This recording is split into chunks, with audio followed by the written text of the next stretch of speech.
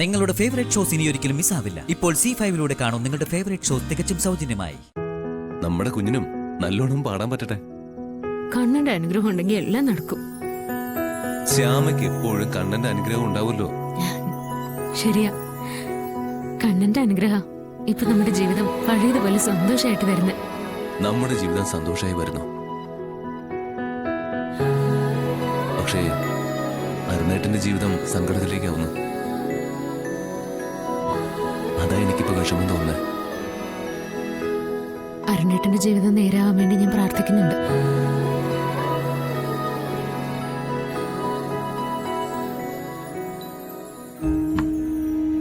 ദിവസം ചെല്ലുന്തോറും ഐശ്വര്യടുത്ത് പ്രശ്നമായി വരിക. ഐശ്വര്യടുത്ത് എന്തിനാ ദിവസം ഇങ്ങനെ ഓരോ പ്രശ്നങ്ങൾ ഉണ്ടാക്കുന്നത്? എത്ര ആലോചിച്ചിട്ടും അവരുടെ സ്വഭാവം എനിക്ക് മനസ്സിലാവുന്നില്ല. ശ്യാമയെ പോലെ പ്രഗ്നന്റ് ഐശ്വര്യടുത്തി പലപ്പോഴും ആ ചിന്ത പോലും അവർക്കില്ലാന്ന് തോന്നും. ഞാൻ ശ്യാമയോട് മുന്നേ പറഞ്ഞിട്ടില്ലേ, ഇപ്പൊ ഐശ്വര്യടുത്ത് ഓവർ ആക്ട് കാണിക്കുന്നതായിട്ടാ എനിക്ക് തോന്നുന്നത്.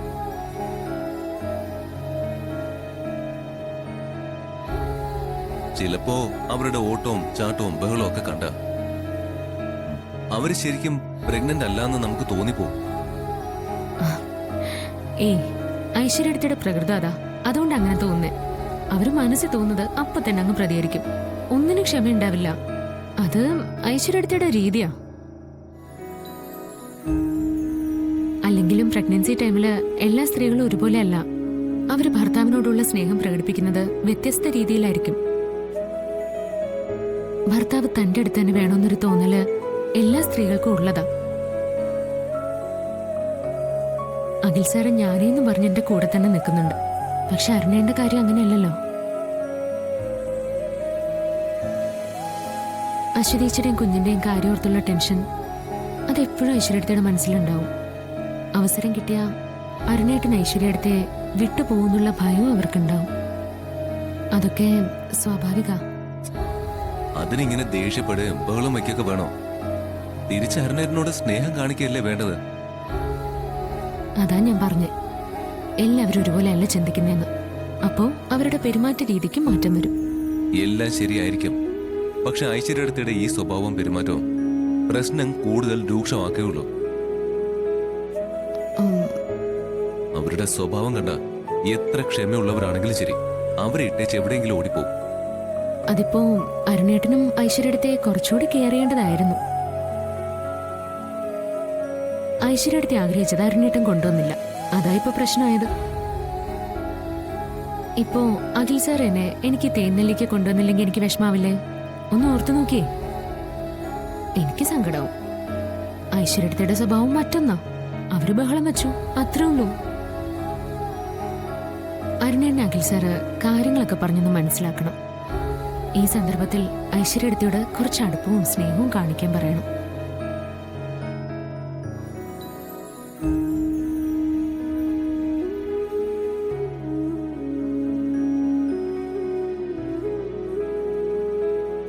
ശ്യാമ പറയുന്നത് ശരിയാ.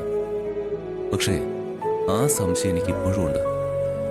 ഐശ്വര്യടുത്ത് ശരിക്കും പ്രഗ്നന്റ് ആണോ?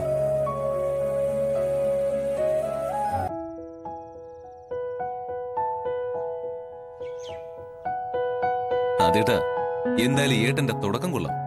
20 കോടി രൂപയുടെ ബിസിനസ് എന്ന് പറഞ്ഞാ അതും അമേരിക്കൻ കമ്പനി. എന്തായാലും നമ്മുടെ കമ്പനി രക്ഷപ്പെടും.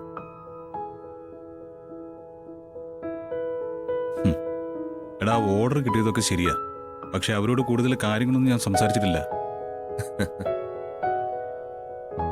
മുംബൈയിൽ അവർക്കൊരു ഓഫീസുണ്ട്. അവരുമായി ഞാൻ സംസാരിച്ചു. നമുക്ക് യോജിച്ച ഡീലാണെങ്കിൽ അതങ്ങ് ഉറപ്പിക്കായിരുന്നില്ല ഏട്ടാ. അധികം കാത്തു നിൽക്കാൻ പറ്റില്ലല്ലോ. ഈ അവസരം തട്ടിയെടുക്കാൻ കാത്തു നിൽക്കുന്ന വേറെ ഒരുപാട് കമ്പനികളുണ്ട്. അതും കൂടി നമ്മൾ നോക്കണ്ടേ? ശ്യാമയൊക്കെ ശരിയാണ്. പക്ഷെ അഖിൽ ശ്യാമിയും ആ അമേരിക്കൻ കമ്പനിയുടെ ഡീറ്റെയിൽസ് ഒക്കെ ശരിക്കും പഠിക്കണം.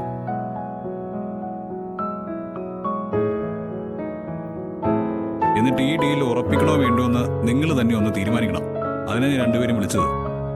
ഏട്ടനാ കാര്യങ്ങളൊക്കെ സെർച്ച് ചെയ്തല്ലേ, പിന്നെന്താ പ്രശ്നം? എടാ, അതല്ല അഖി.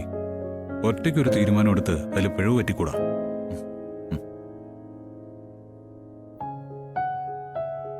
പ്രത്യേകിച്ച് നമ്മുടെ കമ്പനി അങ്ങനെ ഒരു അവസ്ഥയില ഇപ്പൊ പൊക്കൊണ്ടിരിക്കുന്നത്. അതുകൊണ്ടാണ് ഞാൻ നിങ്ങളുടെ സഹായം തേടിയത്. അതിനെന്താ ഏട്ടാ, എന്ത് സഹായത്തിനും ഞാനും ശ്യാമയും ഒപ്പം ഉണ്ടാവുമെന്ന് ഉറപ്പ് തന്നല്ലേ.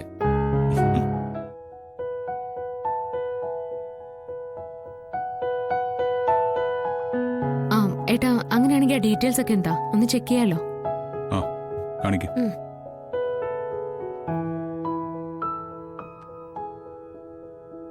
ഇതാണ് site madam. Okay.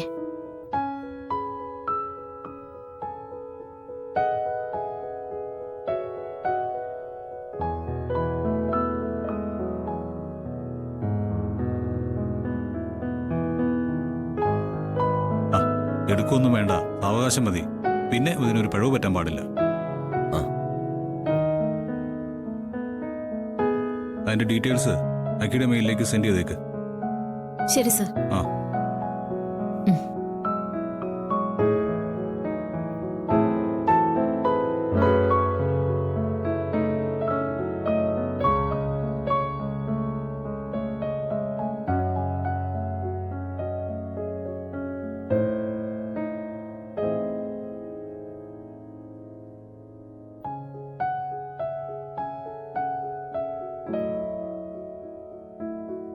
Sir details അയച്ചിട്ടുണ്ട്. ഓക്കെ, ശരി, പൊയ്ക്കോളൂ.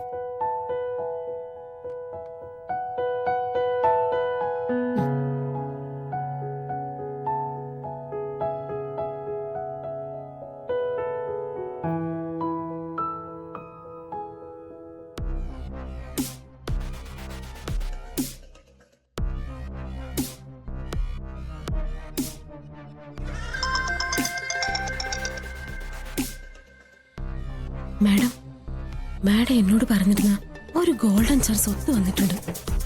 എന്താ പറയൂ, കേക്കട്ടെ. മാഡം, ഒരു അമേരിക്കൻ കമ്പനി 20 കോടിയുടെ ബിസിനസ്സാ നമ്മുടെ കമ്പനിക്ക് ഓഫർ ചെയ്തിരിക്കുന്നത്. ആണോ? ഇതെങ്ങനെ ശരിയായി? എനിക്ക് മനസ്സിലാവുന്നില്ലല്ലോ. അത് ആദിത്യൻ സാർ MD ആയിട്ട് വന്നതിന്റെ ഭാഗ്യമെന്നാ അഖിൽ സാറൊക്കെ പുകഴ്ത്തി പറയുന്നേ.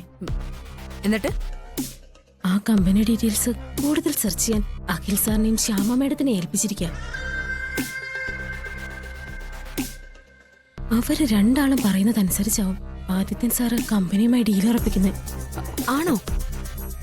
മാഡം പറഞ്ഞ ഐഡിയ നമുക്ക് ഇവിടെ പ്രയോഗിച്ചാലോ? ശരിയാ, ഇത് നല്ലൊരു അവസരം. നീ തൽക്കാലം എന്താ അവരുടെ നീക്കം ഒന്ന് ശ്രദ്ധിക്ക്. ബാക്കി കാര്യം പിന്നെ. അപ്പോ ഐഡിയ ഞാൻ പറഞ്ഞുതരാം. ഓക്കെ? അത് ഞാൻ ഏറ്റു മാഡം. ശരി, ഞാൻ വിളിക്കാം. ശരി മാഡം.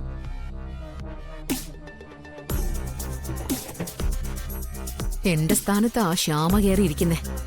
ആക്കി എല്ലാറ്റിനും അധികാരി. ആദിയേട്ടനും ഈ ഭാര്യയും ഭർത്താവും കീരിയും പാമ്പും പോലെ ശത്രുക്കളാകും. അതിനുള്ള വഴി എനിക്കറിയാം.